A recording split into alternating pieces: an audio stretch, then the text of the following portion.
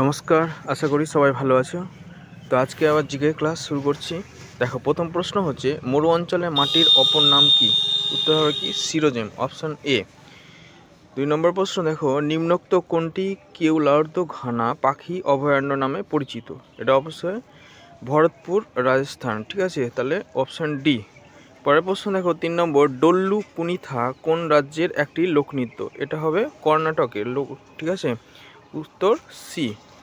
ঠিক আছে, চ্যানেলটা একটু সাবস্ক্রাইব করে দেবে নতুন হলে, আর একটু শেয়ার করে দাও নতুন নতুন বন্ধুদের মাঝে। ঠিক আছে, আর খুবই ইম্পর্টেন্ট এই প্রশ্নগুলো। আপকামিং অনেকগুলো পরীক্ষার মিসলেনিয়াস বলো বা আইডিও সমস্ত পরীক্ষার নোটিফিকেশান আউট হয়ে গেছে। তো এখন থেকে আমাদের ভালো করে প্রিপারেশান নিতে হবে। ঠিক আছে, তো প্রশ্নগুলো খুবই ইম্পর্টেন্ট আপকামিং যত এক্সাম আছে সবগুলোর জন্যই, রেল, পিএসসির সমস্ত পরীক্ষার জন্য। ঠিক আছে, তো ভালো করে পড়তে হবে। চলো 4 নম্বর প্রশ্ন দেখো, মালাবার উপকূলের উপহ্রদগুলিকে স্থানীয় ভাষায় কি নামে পরিচিত? তার মানে উত্তর হবে এটি কয়াল, অপশান বিতে আছে। দেখো,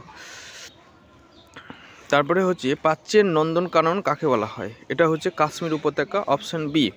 ঝুমুর গানের জন্য পশ্চিমবঙ্গের কোন জেলা বিখ্যাত? ঝুমুর গান কোথায়? পুরুলিয়া। ঠিক আছে, তারপরে দেখো 7 নম্বর প্রশ্ন, নিম্নের কোন দ্বীপে কপিল মুনির আশ্রম অবস্থিত? কপিল মুনির আশ্রম কোথায় অবস্থিত? এটা হচ্ছে সাগর দ্বীপ। ঠিক আছে, অপশন সি। পশ্চিমবঙ্গের বর্তমান রাজ্যপালের নাম কি? জানো হয়তো। আচ্ছা, এখানে একটু ভুল হয়ে গেছে, এগুলো আগের দেওয়া হয়ে গেছে, সরি, এটা কোশ্চেন বাদ দিয়ে দাও। ঠিক আছে, এটা কোশ্চেন বাদ।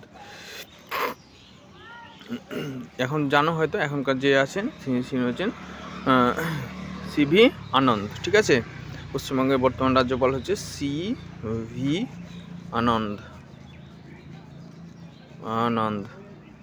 ঠিক আছে, চলো 9 নম্বর প্রশ্ন দেখো, পশ্চিমবঙ্গে থেকে প্রথম ভারতরত্ন পুরস্কার অর্জন করেন কে? তাহলে পশ্চিমবঙ্গে থেকে প্রথম ভারতরত্ন কে পেয়েছে? বিধানচন্দ্র, ডক্টর বিধানচন্দ্র রায়। ঠিক না, তাহলে অপশান কোথায় আছে? ডিতে আছে। দেখো, তাহলে এটা উত্তর হবে কি অপশন ডি, মানে বিধানচন্দ্র রায়। হলো, তারপরে দেখো, কলকাতাকে প্রাসাদ নগরী আখ্যা দেন কে? কলকাতাকে প্রাসাদ নগরী আখ্যা দেন রবার্ট ক্লাইভ, অপশন এ। 11 নম্বর প্রশ্ন দেখো, পশ্চিমবঙ্গে কোথায় সিংকোনা চাষ হয়? পশ্চিমবঙ্গে কোথায় সিংকোনা চাষ হয়? সিংকোনা চাষ হচ্ছে আমাদের মংপুতে। ঠিক আছে, মংপু, অপশান ডিতে আছে। দেখো, মংপু। ঠিক আছে, তো বারবার করে বলছি চ্যানেলটা একটু সাবস্ক্রাইব করে দিও নতুন হলে, আর একটু শেয়ার করে দিও সবার বন্ধুদের মাঝে। ঠিক আছে, আর দেখো এই প্রশ্নগুলো খুবই ইম্পর্টেন্ট, তো ভালো করে পড়তে হবে। ঠিক আছে, মামাভাগ্নে পাহাড় কোন ধরনের পাহাড়? তাহলে এটা উত্তর হবে কি মামাভাগ্নে হচ্ছে একটা ক্ষয়জাত পর্বত, পর্বত বলছি, পাহাড়, ক্ষয়জাত পাহাড়। ঠিক আছে, তারপরে দেখো মামাভাগ্নে পাহাড় কোন জেলায় অবস্থিত? অনেকবার পরীক্ষা এসছে এটা, কিন্তু বীরভূমে অবস্থিত। ঠিক আছে, অপশান সি। পশ্চিমবঙ্গের শস্যাগার কোন জেলাকে বলা হয়? এটা হচ্ছে কি বর্ধমান। ঠিক আছে, জানো বর্ধমান ধানের জন্য বিখ্যাত, আলুর জন্য বিখ্যাত। ঠিক না, সেই জন্য বলা হয়। তারপরে দেখো, পশ্চিমবঙ্গে কোথায় এশিয়ার বৃহত্তম জলপ্রপাত অবস্থিত মানে সৃষ্টি করা হয়েছে? ঠিক আছে, তাহলে এটা হতে কি বাউরিগঞ্জ, অপশন ডি। ঠিক আছে, পরের প্রশ্ন দেখো, বলছে নিচের কোনটির জন্য বক্রেশ্বর বিখ্যাত? বক্রেশ্বর হচ্ছে উষ্ণ প্রস্রবণের জন্য বিখ্যাত। ঠিক আছে, পরের প্রশ্ন দেখো 17 নম্বর, পশ্চিমবঙ্গের জাতীয় ফুলের নাম কি? জাতীয় ফুলের নাম হচ্ছে শিউলি।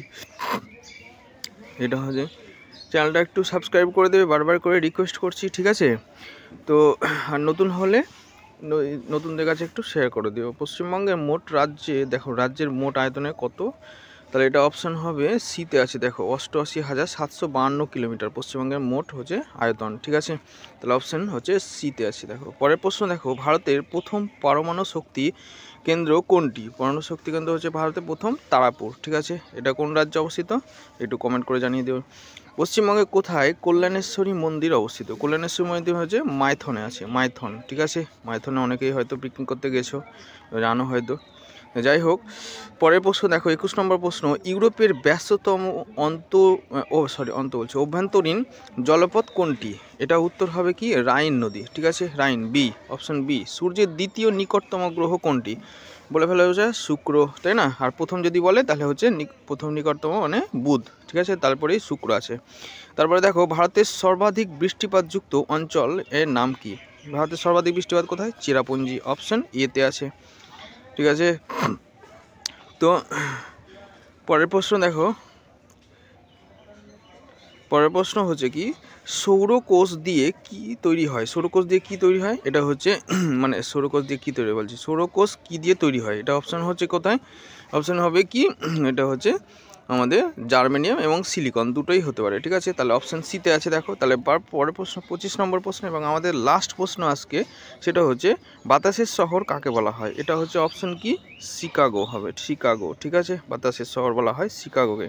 তো এই 25টা প্রশ্নই আজকে ছিল। তো কেমন লাগছে একটু কমেন্ট করে জানাও, আর হচ্ছে তোমরা একটু শেয়ার করে দিও বন্ধুদের মাঝে, নতুন নতুন বন্ধুদের, তারাও এই ভিডিওগুলো দেখতে পাবে। আর আপকামিং যত এক্সাম আছে সেই এক্সামগুলোর নোটিফিকেশান আউট হয়ে গেছে, সবাই কিন্তু ভালো করে পড়াশোনা করতে হবে। ঠিক আছে, আর খুবই খুবই ইম্পর্টেন্ট এই প্রশ্নগুলো। আর হচ্ছে একটু চ্যানেলটা একটু সাবস্ক্রাইব করে নিও, এটা হচ্ছে। তো আজকের মতো এখানেই, টাটা।